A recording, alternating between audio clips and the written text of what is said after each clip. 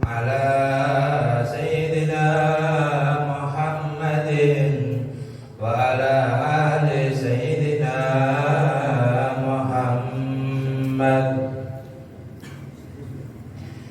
إلهنا سلم بالاسم الأعظم وجاه المصطفى فرد علينا. إلهنا سلم بالاسم الأعظم وجاه المصطفى فرد علينا. بسم الله مولانا ابتدينا ونحمده على نعمه فينا. توسلنا به في كل أمر قياس الخلق رب العالمين.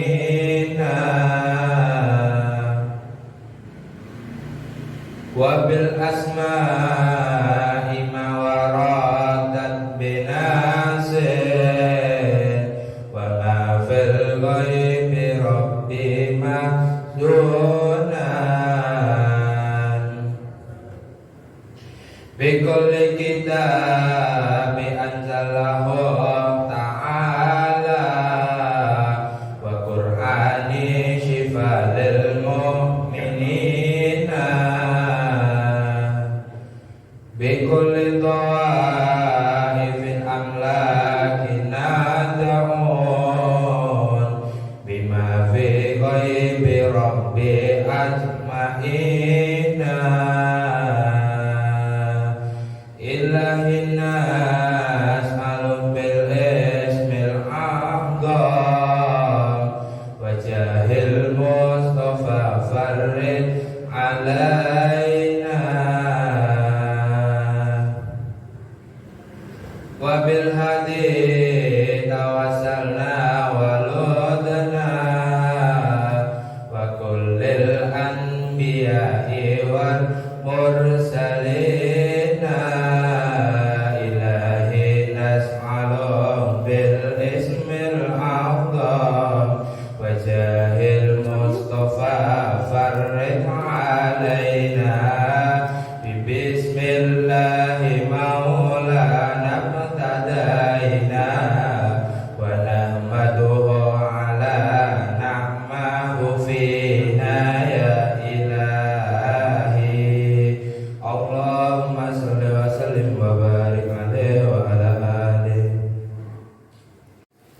Bismillahirrahmanirrahim. Bismillahirrahmanirrahim. Ma kana min ni'matin fa min Allah. Bismillahilladzi la yadurru ma'a ismihi syai'un fil ardi wa la fis samai wa huwa as-sami'ul 'alim. Wa uhayyikum bi tahiyyatil Islam. Assalamu alaikum warahmatullahi wabarakatuh. Alhamdulillah wassalatu wassalamu ala Rasulillah sayyidina Muhammad ibn Abdillah wa ala alihi wa ashabihi wa man wala wa man istana bi sunnatihi ila yaumil qiyamah. Asyhadu an la ilaha illallah wahdahu la syarika lah ilahan wahidan wa rabban syahidan wa nahnu lahu muslimun. Wa asyhadu anna Muhammadan abduhu wa rasuluhu la nabiyya wa la rasula ba'da. Para jamaah Masjid Al-Islam Mubarakah ingkang dipunmuliakan dening Allah Subhanahu wa taala. Monggo saderengipun kula lan panjenengan sedaya awiti pangaosan wonten dalem punika kita amudi sareng-sareng kanthi waosan istighfar.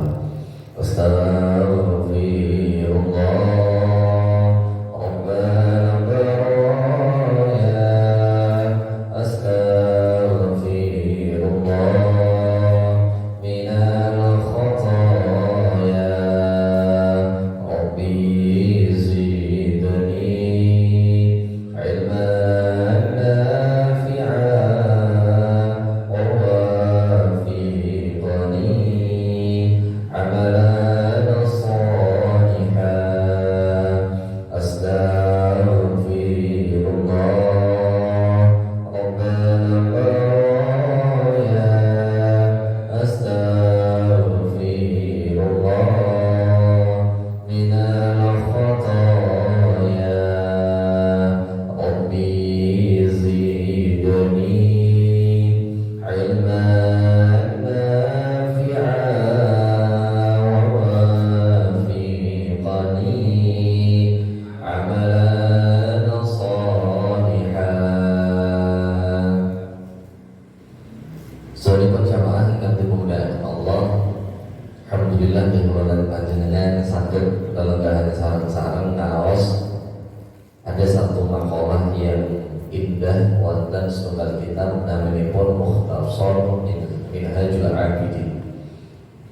kalimatnya berbunyi bahwa rakaatani min rajulin alimin, dua rakaat yang dilakukan oleh seseorang yang ngaji, orang yang alim, zahidu qalbihi, yang hatinya itu penuh dengan kezuhudan, atau zahidi qalbihi, hatinya penuh dengan kezuhudan, khairun wa ahabba ilallah, lebih baik dan lebih dicintai Allah min ibadatil muta'abbidin ila akhirid dahri abadan wa sarmada.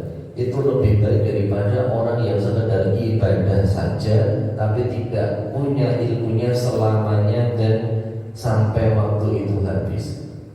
Terus panjenengan seperti sekarang ini, panjenengan ngaji, terutama nih pun ngaji fiqh menika, terus akan kelolaan panjenengan tadi rakaatani min rajulin alimin wa zahidi qalbihi, orang yang kemudian melaksanakan dua rakaat, yang kemudian dua rakaat ini dia lakukan karena dia alim, dia zuhud, itu khairun wa ahabba ilallah, lebih baik dan lebih dicintai Allah min ibadatil muta'abbidin, daripada ibadahnya orang-orang yang ibadah tanpa ilmu, ila akhirid dahri abadan wa sarmada, sampai nanti kita ketemu di hari kiamat selamanya.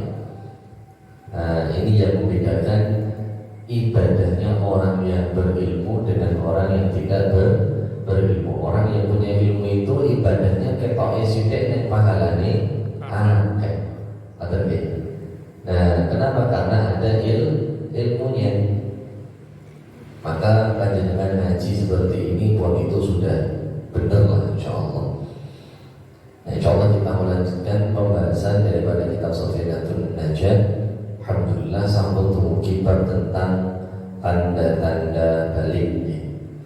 Faslun alamatul bulughi thalathun. Faslun utawi iki fasal alamatul bulughi, pira-pira tandane balik, thalathun iku ana telu. Nah, ini membahas tentang tanda-tanda balik. Bapak sampun balik apa dereng iki? Sampun nggih. Jenengan sampun balik dari mana? Mas Adi sudah balik? Sudah. Oh, sudah. Alhamdulillah.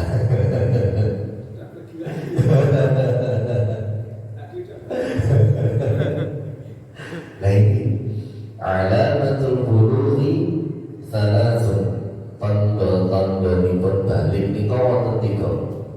Nah, ini panjenengan catat. Kalau sudah muncul salah satu di antara tiga ini nanti, maka sudah dianggap sebagai orang yang balik. Yang pertama adalah tamamu khamsa asyarata sanatan fil dzakari wal untha. Umurnya sempurna 15 tahun fil dzakari wal untha, baik laki-laki dan perempuan.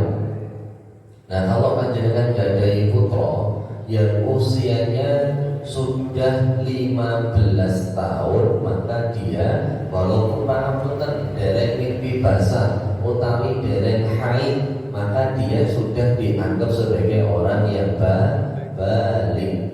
Dalilipun apa? Dalilipun istiqra. Napa niku istiqra? Istiqra itu bahasa Indonesianya penelitian.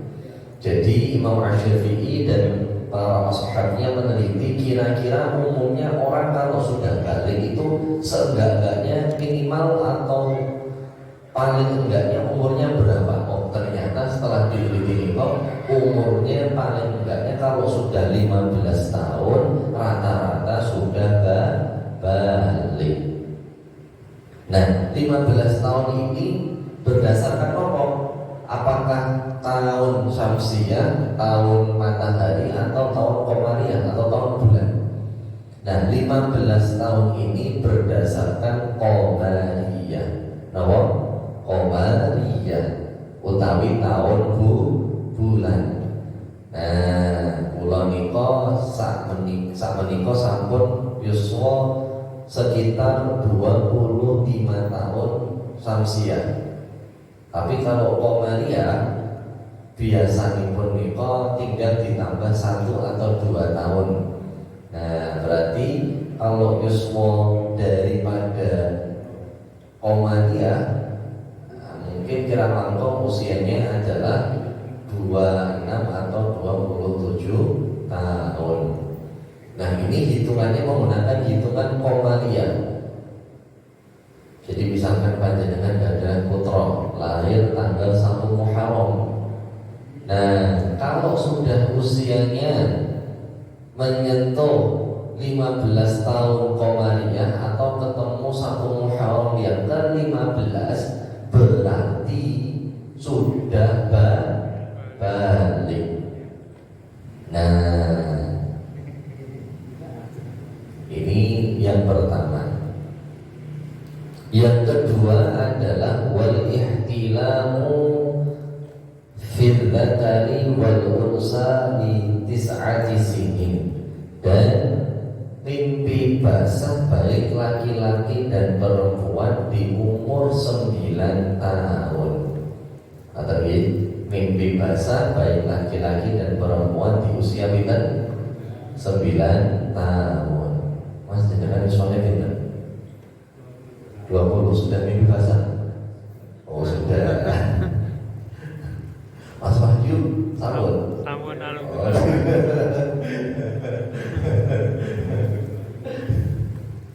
Nah ini mimpi basah ini utawi ihtilam itu seenggak-enggaknya minimal usia 9 tahun.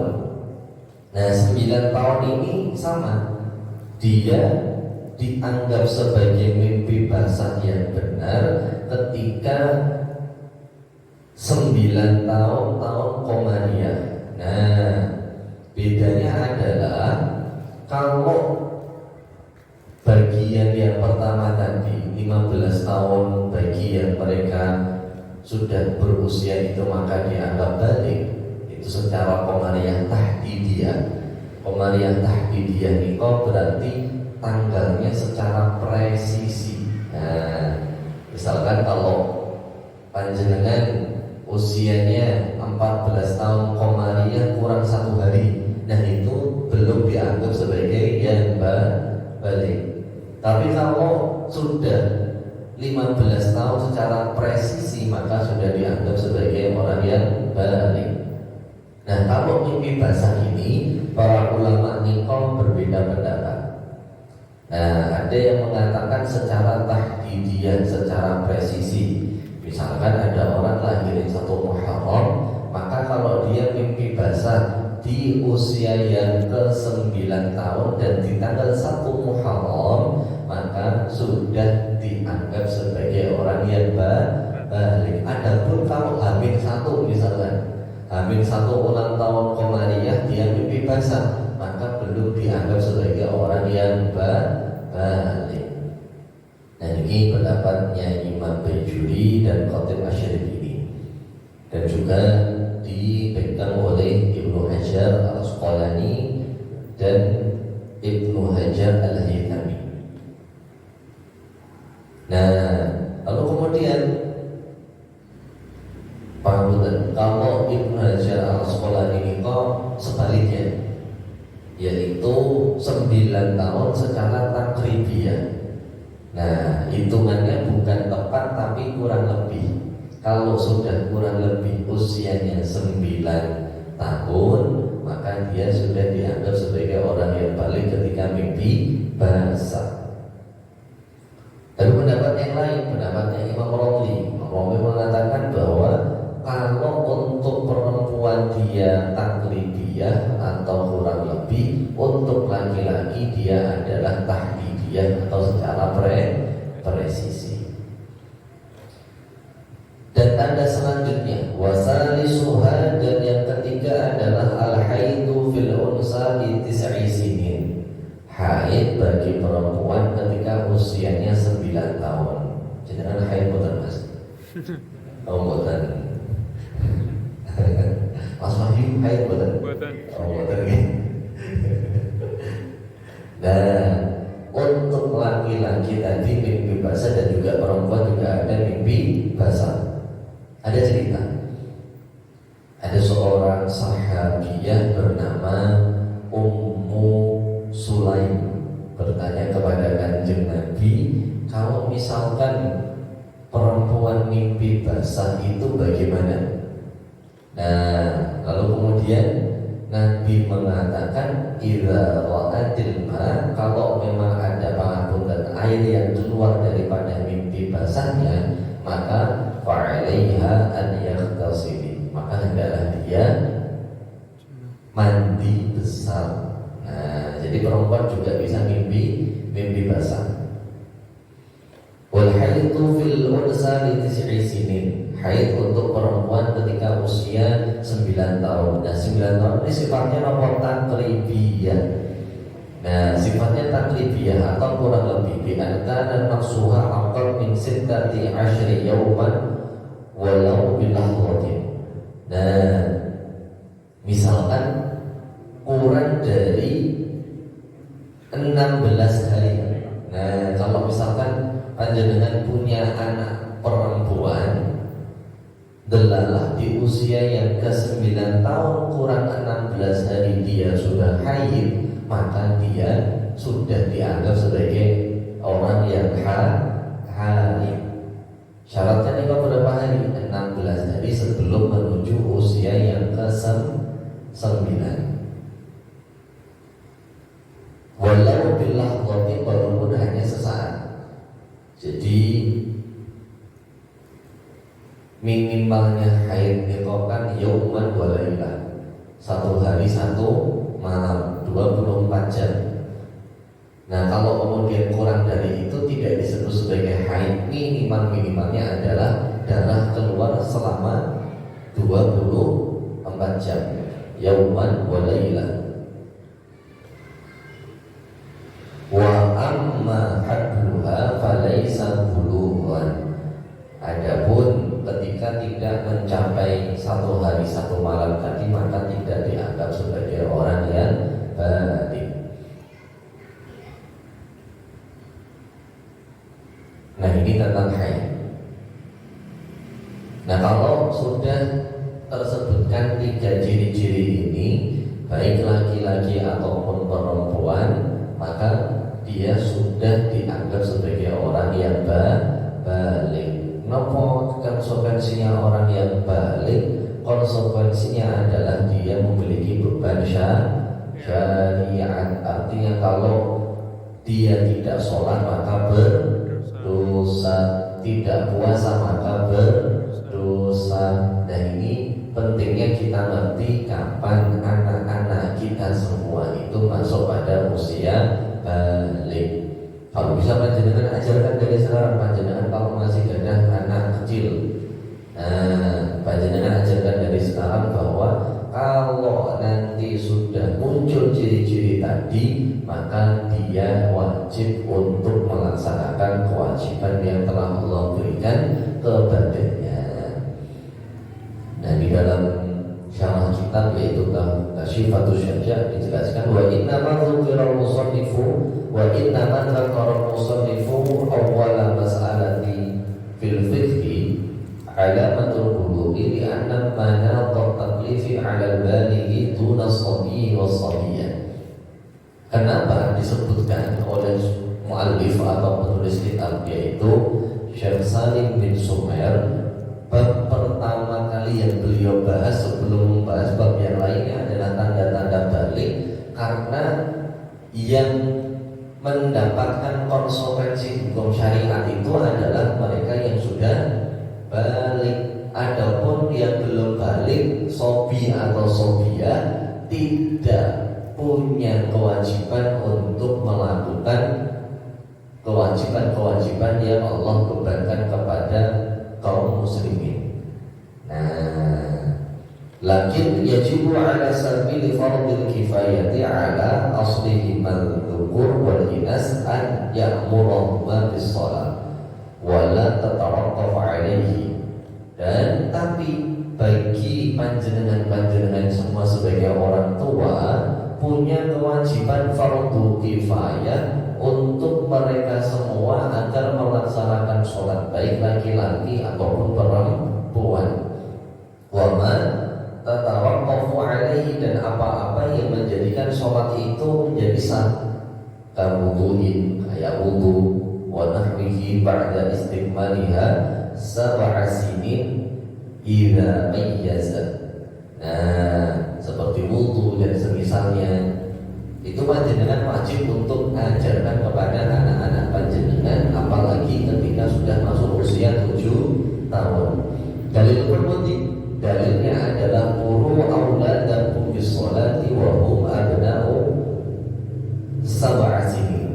Perintahkanlah anak kalian sholat ketika usianya 7 tahun. Wadribuhum wa hum abna'u 'ashrin. Atau pukullah mereka ketika usianya 10 tahun kok tidak mau sholat. Nah, mukul di sini bukan lebih. Bukan kok nempelan itu bukan, tapi darban ghairu mubarih, pukulan yang tidak menjadikan anaknya panjenengan terasa sakit. Koyo dijawil wonten apa di jibit yang tidak menjadikan anak tersebut merasa sakit. Jadi kalau usia 7 tahun, orang tua punya kewajiban untuk apa? Untuk ngajak anaknya sholat.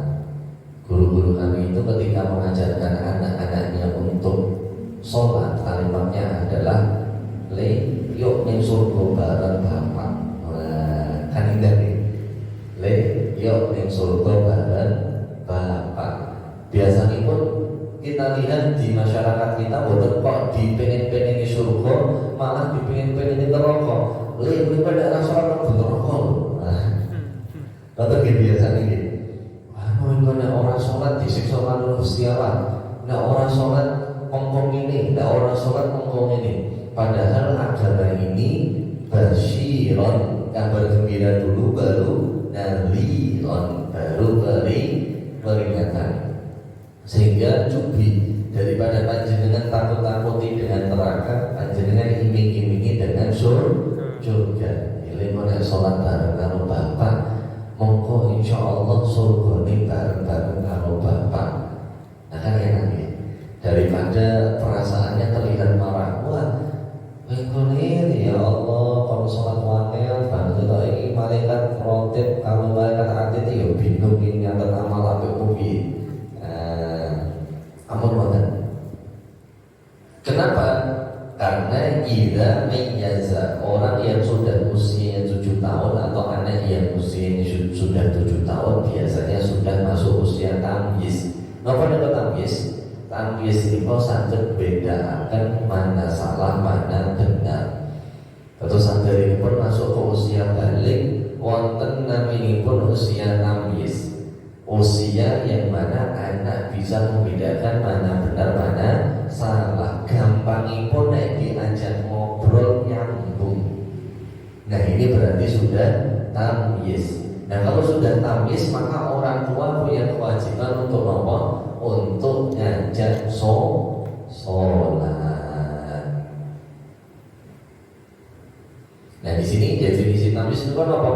Wa wahhadat tamyiz huwa an yasira bihaitsu yaqulan, yaitu ketika mereka bisa mulai untuk makan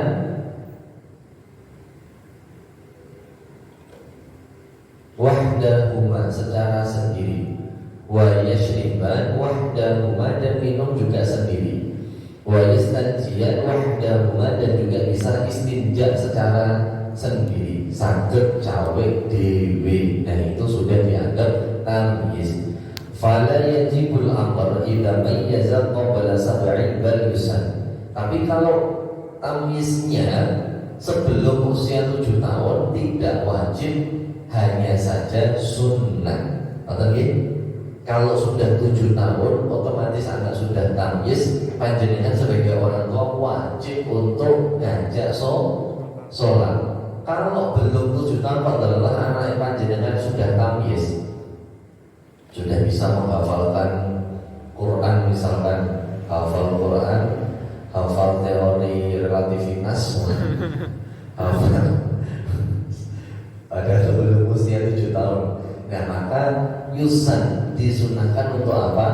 Disunahkan untuk panjenengan ajak sholat. Wa an ya'murahuma aidan bi syara'i'id din al-zahirah, dan memerintahkan mereka untuk mengetahui syariat-syariat yang zahir atau jelas. Seperti apa? Puasa.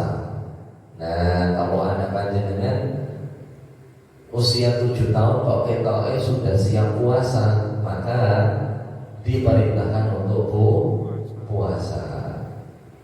Nah, ini menjadi dasar puasa bedung nih loh. Mas Wahyu puasa itu bedung apa dino? Dina. Oh, alhamdulillah. Dino tenang ya. Nggih. Jadi kan puasanya nih kalau Mas bedung apa dino? Saestu nih. Nek jujur betul pulau kan tidak sopo-sopo. Saestu nih dino.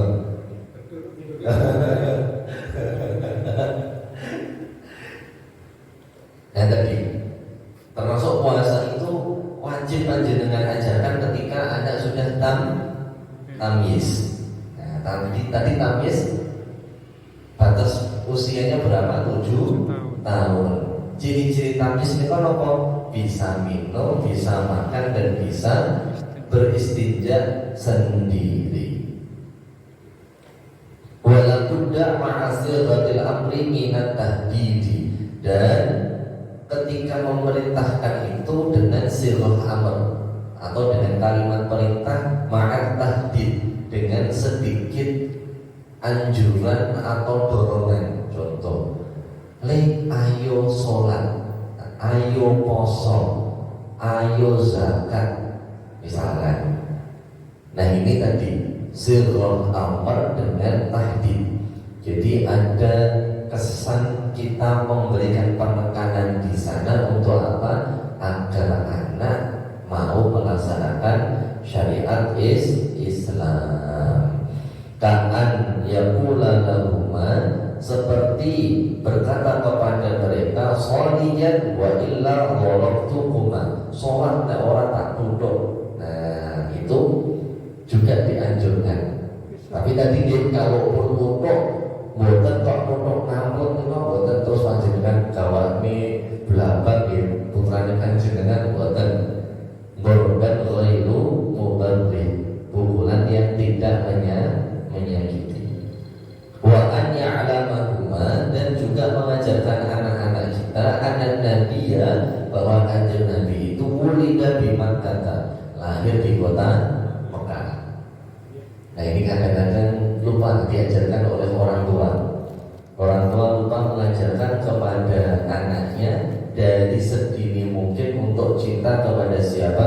Dan Muhammad Sallallahu Alaihi Wasallam. Ada satu kitab bagus, namanya Alimu Auladakum Mahabbatar Rasul. Hendaklah kalian ajari anak kalian cinta kepada Rasul. Nah ini dari kapan? Dari sebelum masuk usia tamyiz tadi diajari. Oh iki duwe nabi lahir ning Mekah, terus hijrah ke kota Madinah. Allah utus untuk kita semua. Allah utus untuk kita semua, dan kemudian mati di kota Madinah dan dikuburkan di kota Madinah. Nah ini yang dianjurkan untuk kita semua ajarkan kepada anak-anak kita ketika sebelum masuk usia tamyiz atau ketika sudah masuk usia tamyiz. Wa yajibu aidan an yadribahuma ala tarki dzalika daraban ghairu mubarrihin. Nah ini yang perlu maksud. Dan wajib ketika mereka sudah tamyiz kok tidak melakukan sholat kita pukul, tapi gini boten kok panjenengan panglet, panjenengan kawane belakang, panjenengan kawane godho, panjenengan ora sholat tak boten. Nah, tapi dipukul dengan korban ghairu mubarrih, pukulan ingkang boten mareke lara. Terutama para ulama menjelaskan tidak boleh di bagian muka.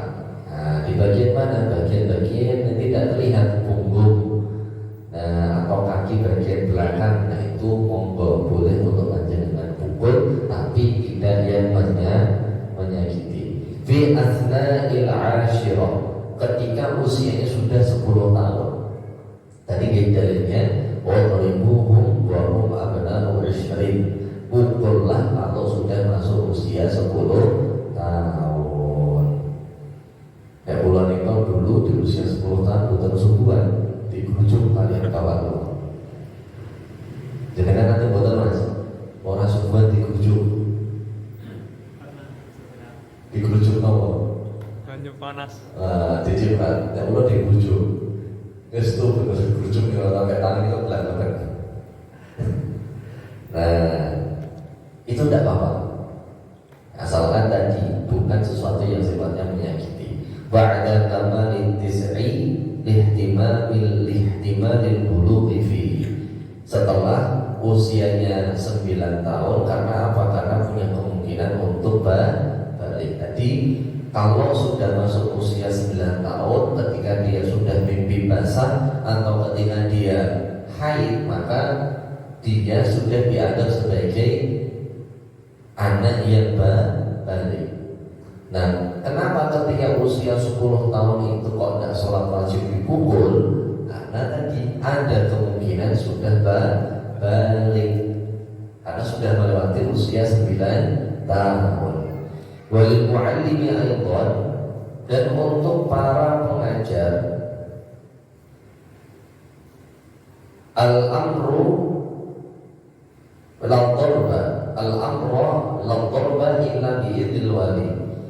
Nah, untuk pengajar hanya diwajibkan untuk al-amr, memerintahkan.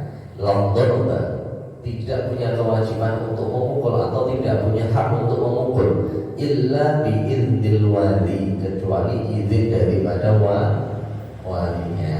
Wa misluhu az-zawj fi zawjatihi, dan misalnya juga suami kepada istrinya, falahul amr la darba illa bi'idil wali. Nah, wali di sini maksudnya adalah pemerintahnya, bukan wali tadi. Wasiwaku kas-sholati fil amri wad-darbu wa hikmatu dzalika at-tamrinu 'ala al-ibadati liya'tadaha wa la yatruqaha insyaallah ta'ala. Nah, kenapa kemudian disunnahkan atau dianjurkan demikian? Misalkan seperti siwak ketika sholat dan beberapa hal yang lainnya, hikmahnya adalah at-tamrin 'ala ibadah, latihan kepada ibadah, liyu'tadaha, agar kemudian anak tadi itu mau untuk menyiapkannya. Fala yatruqaha fala yatraqaha illa fala yatraqaha insyaallah ta'ala, sehingga nanti anaknya pun juga tidak akan meninggalkan ibadah-ibadah yang diajarkan tadi. Wa'lam, dan ketahuilah annahu yajibu 'alal aba'i wal ummahat 'ala sabili fardhil kifayah ta'limu auladihim at-taharah wa shalah wa sa'irus syara'i. Dan ketahuilah wajib untuk bapak dan ibu, wajib untuk bapak dan ibu untuk memberikan pengajaran kepada anaknya thaharah dan sholat dan syariat-syariat yang lainnya.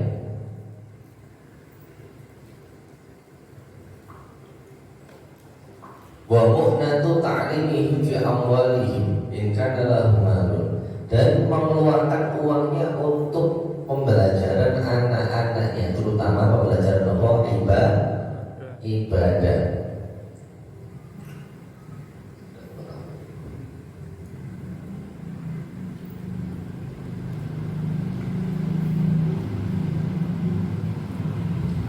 Wa mu'natu ta'limihim fi amwalihim in kana lahum mal, dan juga tadi mengeluarkan uang untuk anaknya sebagai apa? Sebagai taklim, kalau memang punya uang.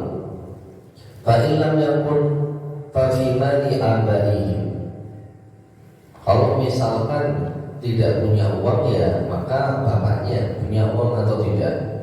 Fa illam yakun fa fi mali ummahatihim. Kalau misalkan tidak punya uang bapaknya maka ibunya punya uang atau tidak. Fa illam yakun fa fi baitil mal. Kalau tidak mampu lagi maka biaya atau beasiswa. Nah, dari dulu kitab-kitab fikih mereka memperhatikan pendidikan anak-anak. Nah, di sini saya tidak mendapatkan anak-anak yang diperhatikan makanannya. Kalau betul nenggol putih makanya ini bahas fikih ini. Fa'ilam yakun fa fi baitil mal. Kalau misalkan bapaknya, ibunya tidak punya uang, maka pendidikannya ditanggung oleh baitul mal. Nah, ini coro fikih ngoten. Jadi yang diutamakan adalah nomor pendidikan. Fa illam yakun fa'ala aghniya'il muslimin. Kalau misalkan baitul mal iki boten-boten duwite, apalagi dikorupsi misalkan.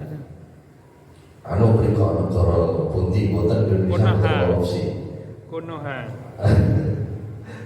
Negara niki negara Ngastinapura napa pundi boten Indonesia insyaallah baldatun thayyibatun wa ghafur. Amin. Kalau misalkan negaranya boten gadah harta maka ditanggung kepada aghniyah daripada kaum muslimin. Nah, ini pendidikan untuk anak usia dini. Ternyata fikih itu juga memberikan hukum-hukumnya. Oh, kalau tamyiz itu ini yang diajarkan. Oh, kalau sudah tamyiz maka tidak boleh melakukan ini itu dan sebagainya. Kewajiban orang tua apa, ternyata di fikih itu juga dibahas. Ini babakan tentang tanda-tanda balik. Nah, insyaallah di pertemuan selanjutnya kita bahas tentang fi bayanil istinja'i bil hajari. Kita bahas tentang hukum istinja dengan batu. Nah, sampai di sini mau bawa panjenengan ada yang mau ditanyakan?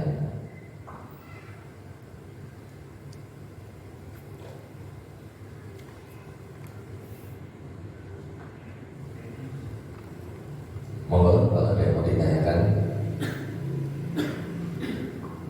Jelas?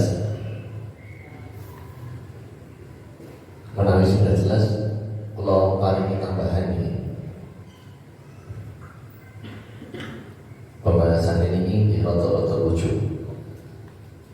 tentang ihtilam dan haid tadi.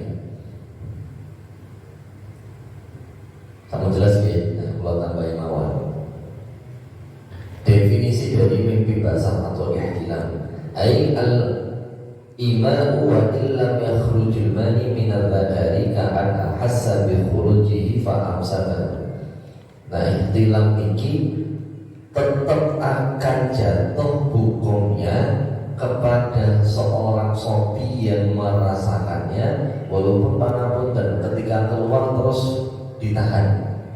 Nah,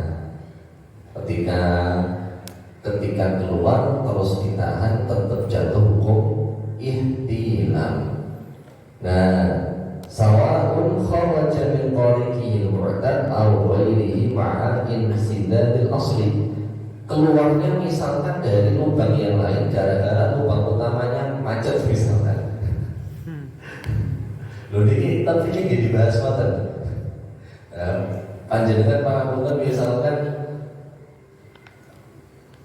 kemaluan panjenengan ketika lahir, na'udzubillah min dzalik, tidak ada lubangnya. Nah, ini kalau bingung panjenengan sudah bersyukur. Panjenengan lahir dalam keadaan kemaluannya ada lubangnya. Nek boten nonton tak apa panjenengan boten bingung. Kencingnya susah, mimpi basah juga tidak tahu luarnya seperti apa. Nah, kalaupun misalkan lubangnya itu tertutup karena penyakit, maka misalkan bisa dikeluarkan dari jalur yang lainnya, maka dia dianggap sebagai orang yang ihtilam atau mimpi basah. Sawa'un kana fi naumin, entah itu ketika tidur, au yaqadhatin atau ketika sadar, bijima'in au ghairihi, dengan jima atau yang selainnya. Terus senajan pangapunten saestu zina utawi jima sebelum nikah haram, tapi ketika terjadi hal tersebut dan ada mani yang keluar, maka tetap anak tadi jatuh terkena hukum mukallaf. Nah, walaupun tadi kejadiannya sebelum nikah, tetap anak tersebut menjadi seorang mukallaf. Maka karena dia mukallaf, dia adalah orang yang terbebani oleh syariat, maka ketika melakukan selesai melakukan hubungan haramnya, dia tetap punya kewajiban untuk apa? Mandi besar. Nah, boten nggih Mas. Jenengan lah boten to. Mantap. Mas Fikri pripun? Aman apa boten? Aman. Mas Wahyu? Aman. Tenang loh Mas. Tenang. Itu tadi tentang ihtilam atau mimpi basah. Kalau kita penting karena di antara yang terjadi pada anak-anak muda sekarang ini, pangapunten, ketika dia keluar maninya, entah tadi dengan tidur atau dengan sadar, dia tidak punya kesadaran bahwa dia adalah seorang mukallaf dan wajib untuk mandi besar. Nah, ini tentang mimpi basah tadi. Lalu untuk haid, nah ini yang pembahasan yang rada unik. Wa ammal khunsa fa hukmuhu annahu in amna min dzakarihi wa hadha min farjihi hukima bi bulughihi. Adapun banji. Nah, banji ini ketika haid misalkan. Nah, ini para imam itu dibumun loh. Sampai punya pikiran kalaupun ada banji dan bisa haid itu nanti hukumnya gimana? Fahumuhu annahu idza amna min dzakarihi, ketika dia keluar mani daripada zakarnya, daripada kemaluannya, dan wahadha min farjihi, dan dia haid daripada juga kemaluannya dan juga bisa keluar haid daripada kemaluannya, hukima bi bulughi, maka dia dihukumi sebagai orang yang balik. Ahaduhuma aw kilahuma, salah satunya atau keduanya, min ahadi farjaihi fala yahkumu bi bulughihi. Fa in wajada ahaduhuma aw kilahuma min ahadi farjaihi fala yahkumu bi bulughihi. Kalau misalkan cuma keluar satu saja, mani saja, tidak keluar haidnya, ini banji sing napa niku sing secara fikih niku atau secara fisiologis memang dia punya dua kemaluan. Nah, dia punya pangapunten, misalkan ini para ulama niku mengandekan mawon, kalaupun ada orang yang lahir dengan dua kemaluan, dia punya kemaluan laki-laki dan juga punya kemaluan perempuan, maka kalau misalkan hanya keluar mani saja, tidak keluar haidnya ataupun sebaliknya, fala yahkumu bi bulughihi, maka dia tidak dihukumi sebagai orang yang balik. Nah, ini tentang alamatul bulugh atau tanda-tanda balik seorang anak. Nah, monggo kalau ada yang mau ditanyakan, kita masih punya waktu 15 menit. Ya, monggo Ustaz. Waalaikumsalam warahmatullahi wabarakatuh. Tadi dijelaskan bahwa untuk tanda-tanda balik itu udah umur 15 tahun ya. Nah, itu yang saya tanyakan, jika ada anak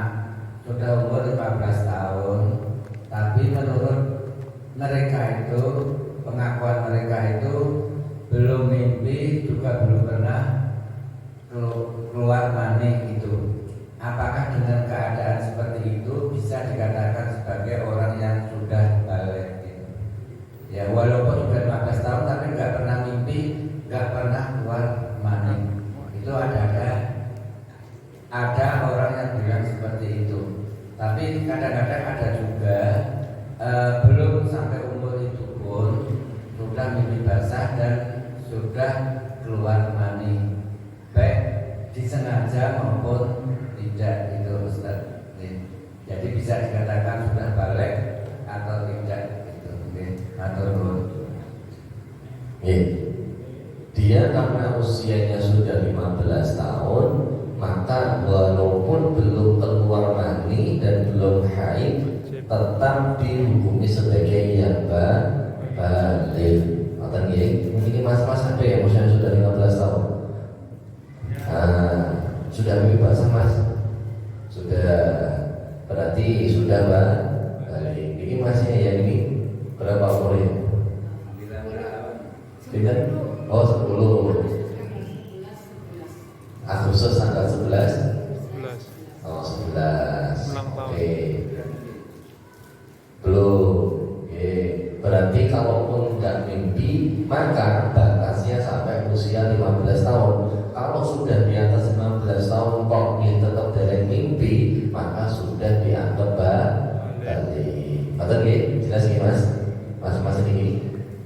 Nah, saya mencoba nih kok usianya kira-kira berapa saja? 20. Jenengan saya itu 20, pokoknya 20 betul. 19. Kontennya yang lain aman gitu. Nonton Pak Santo. Jadi kalau sudah usia 15 tahun walaupun belum haid ataupun belum keluar mani ataupun belum mimpi basah, dia dianggap sudah balik. Maka jelas ya. Monggo menawi enten sanesipun.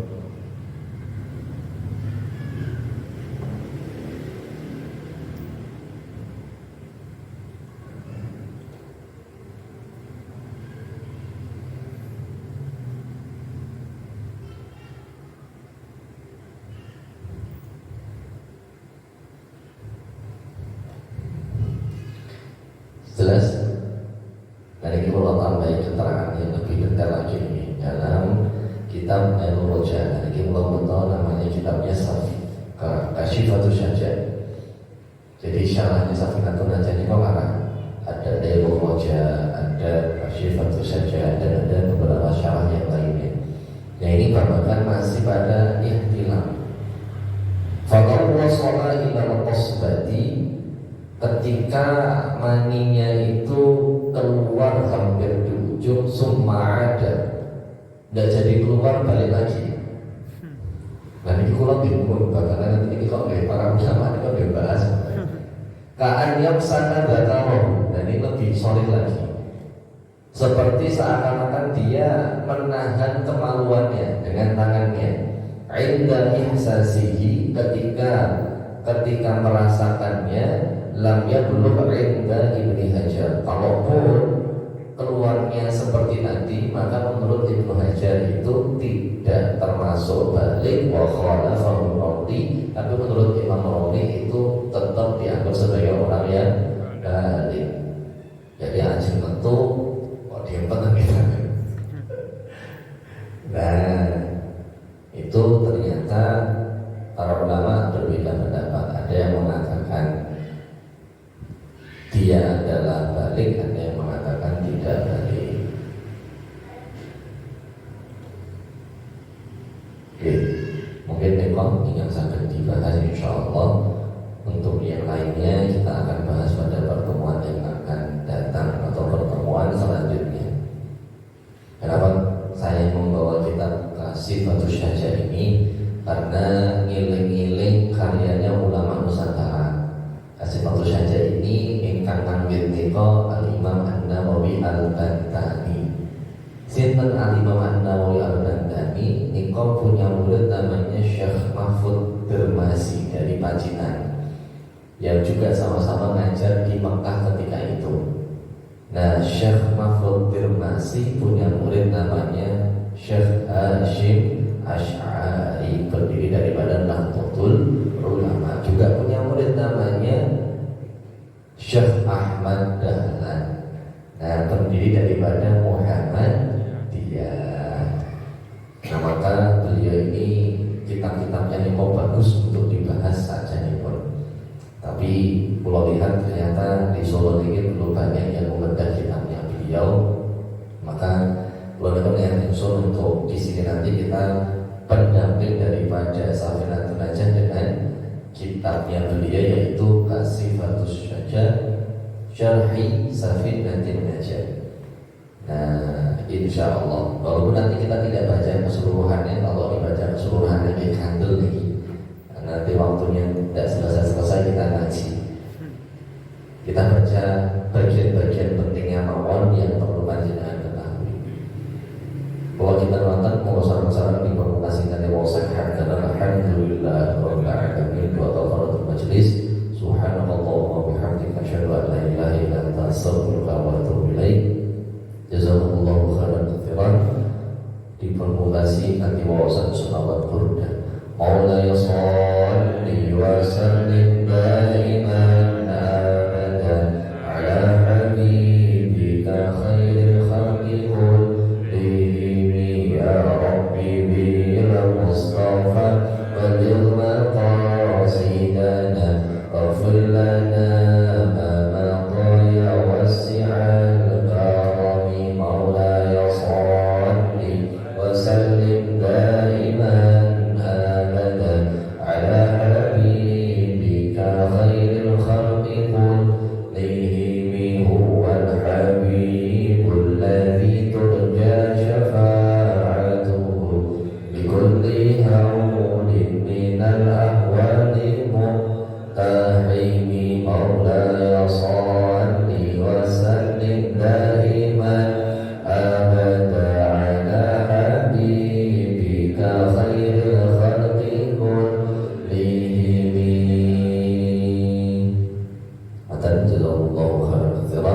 Assalamualaikum warahmatullahi wabarakatuh. Waalaikumsalam.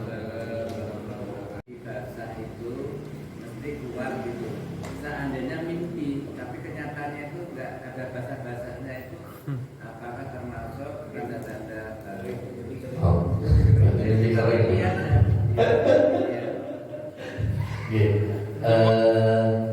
Seperti kata Nabi tadi, akan menjadi tanda balik inqaadil ma, kalau memang ada air yang terlihat. Andaikan kalau tidak ada air yang terlihat, dia hanya mimpi mawon, maka dia belum dianggap sebagai orang yang balik. Karena syaratnya tadi mensyaratkan harus ada mani yang keluar atau ada air yang keluar. Nah, ini sebagaimana yang kemudian dijelaskan oleh Imam Ibnu Hajar tadi, bahkan ketika keluar pun dan ketika keluar ditahan, angkat tangan misalkan, nah karena amsakan itu nahan dengan tangan, kalimat kitabnya modern. Nah ketika tidak keluar, bahkan ulama beda pendapat, ada yang mengatakan dia sudah balik, ada yang mengatakan dia belum balik. Yang belum balik siapa yang kemudian punya pendapat ini? Ibnu Hajar Al-Haytami. Sedangkan Imam Romli mengatakan dia sudah balik. Nah, apalagi yang memang tidak keluar. Kalau yang keluar dan ditahan saja ulama beda pendapat, maka seharusnya ketika tidak keluar sama sekali, ini pendapat yang benar atau cenderung kepada benar itu adalah tidak atau bukan menjadi tanda dia